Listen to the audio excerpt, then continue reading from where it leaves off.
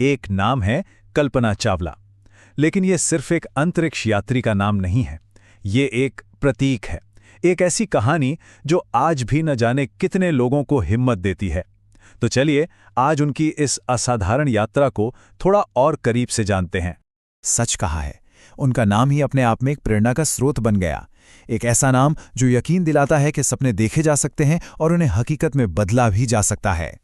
तो उनके इस सफ़र को हम इन हिस्सों में समझेंगे। करनाल की गलियों से शुरू हुआ वो सपना, फिर अमेरिका तक का उनका सफ़र, कैसे वो एक एस्ट्रोनॉट बनी, अंतरिक्ष में उनकी पहली उड़ान, और आखिर में वो अपने पीछे क्या विरासत छोड़ गईं। हर कहानी की एक शुरुआत होती है ना? कल्पना की कहानी शुरू हुई भारत के एक छोटे से शहर करनाल से। उनका जन्म हरियाणा के करनाल में हुआ और कमाल की बात यह है कि यहीं से, इसी छोटे से शहर से उन्होंने आसमान को छूने का एक बहुत बड़ा सपना देखना शुरू कर दिया था। और देखिए, ये कोई अचानक आया हुआ ख्याल नहीं था, ये जुनून उनके अंदर बचपन से ही था। वो घंटों हवाई जहाज़ों को देखा करती थीं और सोचती थीं कि इस नीले आसमान के पार क्या है। लेकिन सपनों को सिर्फ देखने से तो कुछ नहीं होता, उन्हें पंख भी देने पड़ते हैं। और इसके लिए कल्पना ने एक बहुत बड़ा, बहुत हिम्मत वाला कदम उठाया। चलिए अब उनकी यात्रा के अगले पड़ाव पर चलते हैं।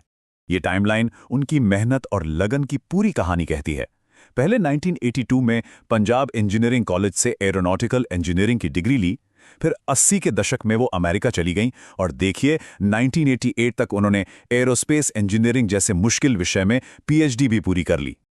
पीएचडी करना अपने आप में एक बहुत बड़ी बात थी, पर कल्पना का असली लक्ष्य, उनका सबसे बड़ा सपना, वो अभी भी थोड़ा दूर था। अब देखते हैं कि उन्होंने उस सपने को कैसे साकार किया। और ये तस्वीर उस सपने के सच होने का सबसे बड़ा सबूत है। नासा की उस मशहूर नीली यूनिफॉर्म में कल्पना चावला। एक पल के लिए सोचिए, क्या महसूस किया होगा उन्होंने इस पल में। नासा का एस्ट्रोनॉट बनना मतलब कोई मजाक नहीं था। इसके लिए कई मुश्किल पड़ावों को पार करना पड़ा। पहले डॉक्टरेट की पढ़ाई पूरी की, फिर अमेरिकी नागरिकता हासिल की, और उसके बाद नासा की बेहद कठिन मानी जाने वाली चयन प्रक्रिया से गुजरी। और ये नंबर देखिए, 2962। 1995 में नासा को लगभग इतने ही काबिल लोगों ने अप्लाई किया था, और उन हजारों में से एक नाम चुना गया, कल्पना चावला का। ये उनकी असाधारण प्रतिभा और मेहनत का सबसे बड़ा सबूत है। सालों की वो कड़ी मेहनत, वो लगन, वो इंतजार, आखिरकार वो पल आ ही गया जिसका सिर्फ उन्हें ही नहीं बल्कि शायद पूरे देश को इंतजार था। 19 नवंबर 1997, ये वो तारीख थी जब कल्पना चावला ने मिशन STS-87 पर अंतरिक्ष के लिए अपनी पहली उड़ान भरी। इसी दिन इतिहास रचा गया। इस एक उड़ान के साथ ही वो अंतरिक्ष में जाने वाली पहली भारतीय महिला बन गईं। ये सिर्फ उनकी अपनी जीत नहीं थी, ये पूरे भारत के लिए एक गर्व का पल था। उनकी पहली उड़ान एक बहुत बड़ी कामयाबी थी, लेकिन उनकी कहानी यहीं खत्म नहीं होती। अब हम उनकी अंतिम यात्रा और उनकी कभी न मिटने वाली विरासत पर एक नज़र डालेंगे। साल 2003 में उन्होंने अपने दूसरे मिशन STS-107 पर उड़ान भरी। ये 16 दिनों का एक साइंटिफिक मिशन था। सब कुछ ठीक चल रहा था, लेकिन 1 फरवरी 2003 को जब उनका स्पेस शटल कोलंबिया वापस लौट रहा था, तब वो हादसा हो गया।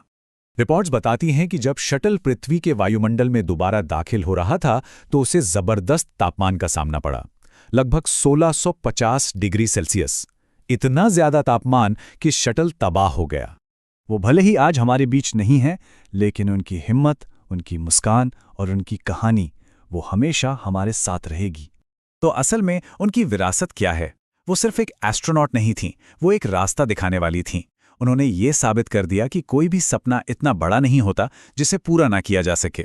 आज उनकी विरासत स्कॉलरशिप्स, अवार्ड्स और यहाँ तक कि अंतरिक्ष में एक खगोलीय पिंड के रूप में जिंदा है, जिसका नाम उनके सम्मान में रखा गया है।